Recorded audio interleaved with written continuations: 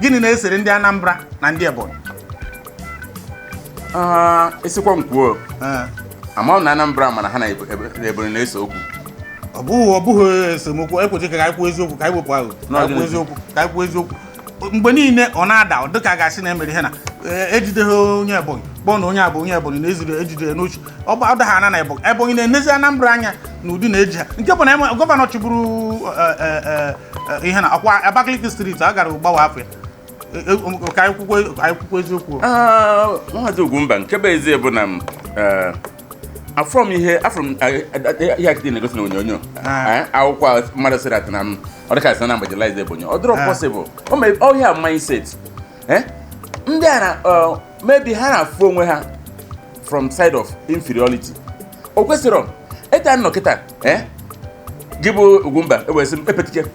ịmana ibe ezigbo anụ ọfịa in short na igbe makakwu ọ mfe ya na mbụ makakwu na mbụ anụ ọfịa wutebe m ọ bụ na isi na mbụ ezigbo anụ ọfịa ajọ ngị kere ụdị nke ọ bụ lion leopard maka mmadụ na-aza agụ enwere ike isi m na igbe ezigbo ịdị useless I think it to you na I'm not useful mana na ndị useful to myself to you adịghị useless to you maka na ịbụ m uru this mbụ ihe ikwuru is not ihe mma kwuru n'ifi na ndị Anambra na-akpọ ndị Ebonyi ọnụ bụ mindset gị Ebonyi bụ a set of its own ha nwere their mindset ha nwere their culture ha nwere their type of living ọzọ ihe ọ bụla maybe ihe ifi na onye Anambra sị gị like ọ sị gị okay pụta ebe ahụ ibere nọ because ịbụ onye Ebonyi it doesn't all mindset ka ọ bụ anyị kwesịrị ịbụ ndị Igbo onye ife ya agwa nekwa ndata na-eme dịsị m onye Ebonyi jụa onye ebe ka ịbụ ọ sị gị na abụ onye Ebonyi steeti ma ọ bụ Abakaliki ya afọ be ha mana ịjụ onye Anambra onye ebe ka ịbụ ọkpa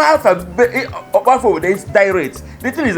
ihe eme obodo ka ọ dị prominent ihe akwụsị ifeel inferior isi na ịmaghị ebe ọ bụ sị gị ịgacha ebe ifu ya mana ị kwenyere na ụnụ na-akpọ ndị Ebonyi ndị Igbo ndị ọzọ na-emekwa ya mana ọ dị ka ọka ndị ịma na Anambra nwere ajọ ụnụ na-akpọ ndị Ebonyi ndị Fulani ndị Igbo ọ bụ eziokwu esebe mgbe kpọ ha ọhụ na mkpọfa Fulani ndị Igbo na arụ umere mana esebe mkpọ ha a na-anụbeghị nya mbụ mana ọ bụ na ịchọ ịkpọ ha Fulani ndị Igbo kpọ ha onwe ihe omere a sị m ịchọ ịkpọ ha kpọọ n'akụ nge n'azụ ngwa ka nke ọrụ unu nke tọrọ bịa mgbe anyị banyere sekọndịrị skuul Anambra na Enugu na Ebonyi a ka dịkọtara ọnụ mpaghara ndị ekepụrụ site na Enugu anyị niile ka dịkọtara ọnụ secondary school ahụ union secondary school ya boys high school ọkụ na anụ dị na be anyị na nna m mgbe ahụ ihe anyị na-akpọ ndị Anambra bụ ndị agba enu ha na-akpọ anyị wawa ime ha na asịghị all those village boys ndị wawa ọ na-eme anyị na-ene enwe anyị